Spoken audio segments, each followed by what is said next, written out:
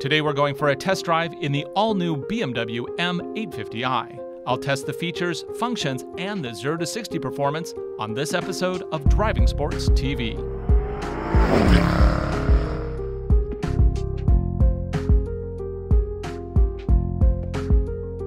Throughout the 1990s, BMW produced the attractive yet problematic 8 Series. Though it did look quick and it packed a 12-cylinder engine under the hood, its 2-ton weight and touchy electronics certainly pinched its performance potential.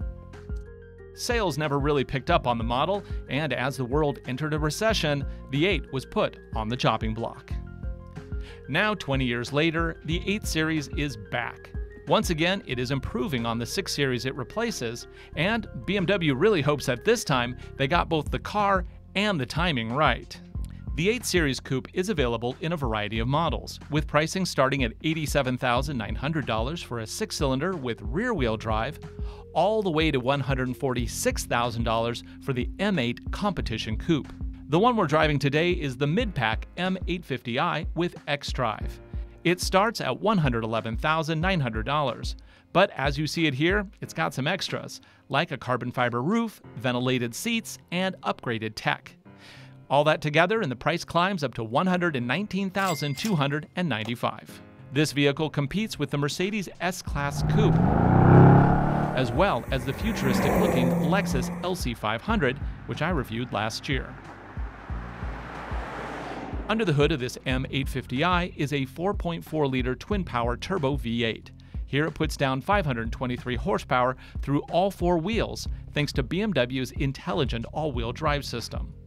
This engine is similar to the one found in the upmarket M8, so it is totally fair that they called this an M850i instead of just, an 850i. The only transmission offered is an 8-speed automatic. That includes manual shift modes, paddle shifters, and launch control. Hashtag save the manuals. EPA rates this setup at 18 miles to the gallon city and 25 on the highway. But if you're counting your miles, you're probably not going to buy this car anyway. In the back, there's a teeny tiny little rear deck spoiler, kind of like they forgot and added it at the last minute with some glue. But open up that trunk and there's an impressive amount of space for a 2-door, 14.8 cubic feet. You can even fold both seats down for larger objects. With seats up, the Lexus LC500 only has a little more than a third of the BMW's capacity. And the S-Class Coupe, it struggles with 10.4 cubic feet. Getting in and out of the second row is a struggle for adults. However, kids, they'll probably be fine. It's unlikely the owner will ever have to sit back there. Instead, the driver gets treated to an excellent main cabin with high-quality leather and metals throughout. Drop into the Tartufo and black perforated sport seats with 20 power adjustments, memory, heating, and ventilation. BMW has also taken to putting glass inserts in key touch points. It is pretty, but sun refraction can occasionally be an issue. To start it up, just hit the button right next to the shifter.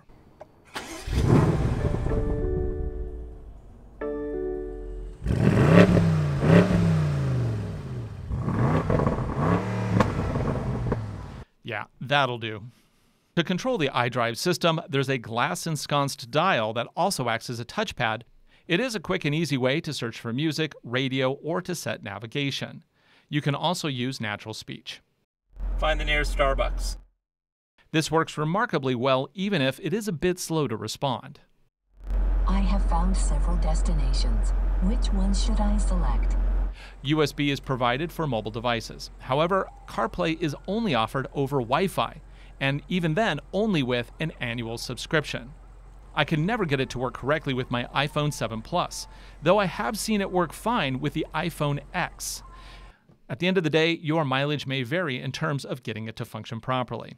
But even if you do get it to function, that annual subscription is a real downer. The same screen is used for an impressive surround view camera system. You can even navigate a 3D model of your vehicle using gestures, which is honestly the only useful thing you can do with gestures.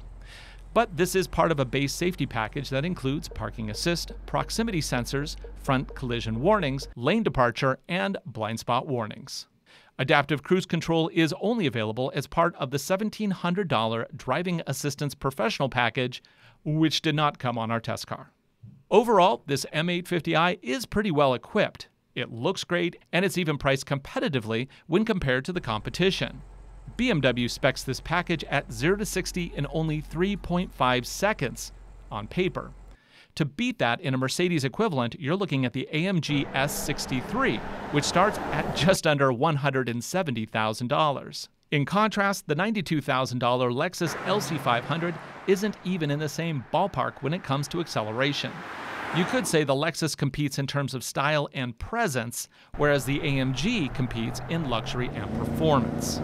So the big question is, which of these two competitors is the more direct competitor to the M850i?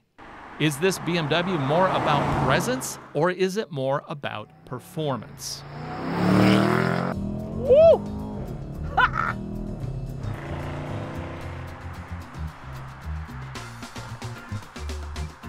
Okay, this is quick.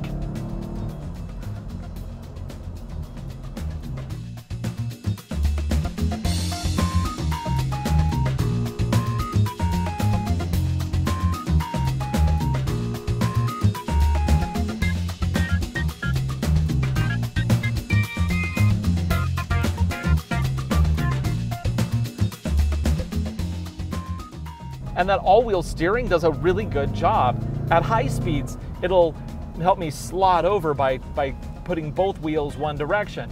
At slower speeds, it'll countersteer to give me a tighter turning radius, which is really good when you have a vehicle that's this long.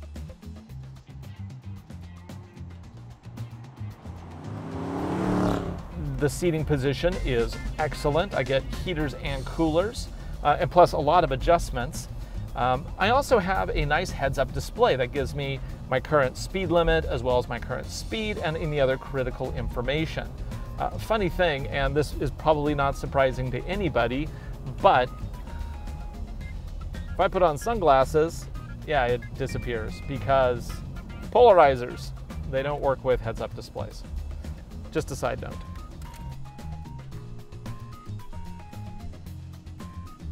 It is probably completely unsurprising to anybody watching this that the M850i is available with a variety of drive modes. Everything from adaptive to Eco Pro to Comfort to my favorite, Sport, which can also be Sport Plus. Put it into that mode and this thing sounds wicked.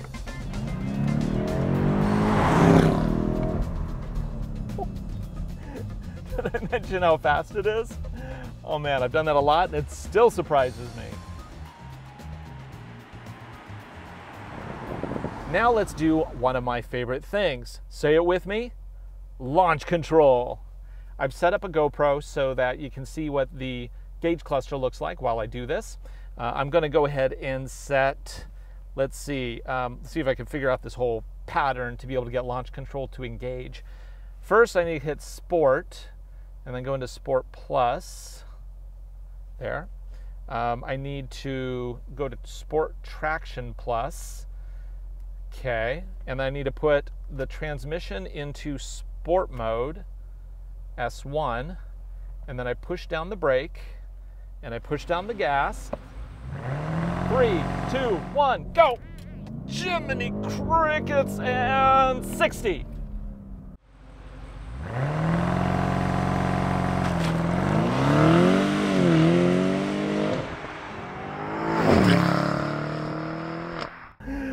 That was pretty amazing.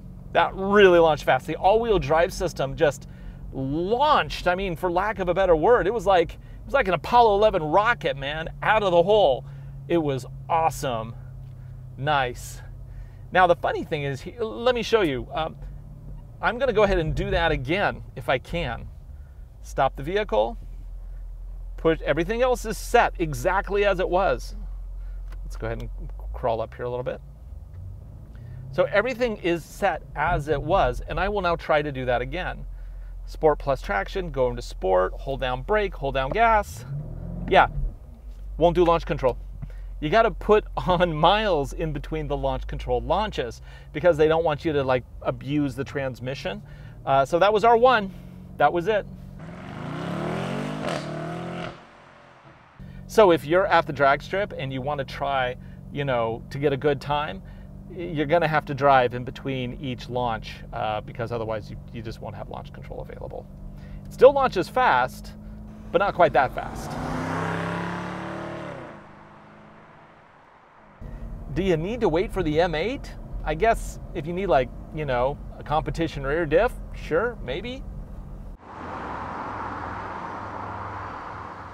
This thing just has so much grip, and that's courtesy of the all-wheel drive system. It pushes power around primarily into the back because this is a performance-oriented setup, and it does a really good job. Combined with the all-wheel steering, and you have a car that really can handle the corners with a plum. Oh, it sounds so good. I just want to like bomb around at 6,000 RPM just so I can hear that burble in the exhaust. Oh man, that's awesome. Now it's kind of funny, this vehicle, wherever I went, people were curious about it. They were like, what is that? I've read online that several people think it looks too much like a current gen Mustang. I would actually disagree. I mean, yeah, okay, the rear quarter panel, maybe I can see a little bit of that, but the whole effect of the car is so much more dramatic than the current Mustang. I don't think that that's really a very fair statement overall. And I do like the new current Mustang, by the way. Don't get me wrong. That Bullet is amazing. Now the downside of this car, and there is one, is about money. And it's not about the fact that this car is so expensive. It's the fact that they nickel and dime you for what I think are basic functions these days. I mean, like cruise control. This does have standard cruise control. But if you want adaptive cruise control, yeah, that's going to cost you another $1,700 on top of the $111 that you already paid for the car. Not to mention this one has some extra options, so it's actually priced up to $120,000. No, for this one, you have to spend an extra $1,700 to get the stop and go capable adaptive cruise control. And it's not like it's a terribly special adaptive cruise control. I used it in the X7 and it's fine. You know, these days, a Toyota Corolla comes standard with adaptive cruise control. A Corolla. Although, even though they don't have adaptive cruise control, they do have a number of safety features on this vehicle. Everything from front collision mitigation to lane departure warning, which will bump steer, and sometimes it's awkward, as well as active blind spot detection, where it will not only look out the corners, it'll also bump me back into my lane if it feels like I'm encroaching on a vehicle. You know, nice features. Why couldn't you include adaptive cruise control while you're at it, BMW? Why? I do really like this electronic display up here. It gives me my speedo on the left, it has a tach on the right, it's all digital, it's really cool looking, and has maps dead center. Now, if I would prefer to have, you know, a large speedo in the dead center or just turn off maps altogether, I can definitely do that. But this setup I think is actually quite nice. There is something special about driving this car. I don't know what it would be like on a track. I've heard it's quite good, but I don't have a racetrack available. But I can say that in state-to-state travel and just bombing around on these country roads, it's really cool. The cool factor is off the charts. And I think there's something to be said about that. It's not just the looks, but it's also the feel and the sound. They really do have the total cool package happening here.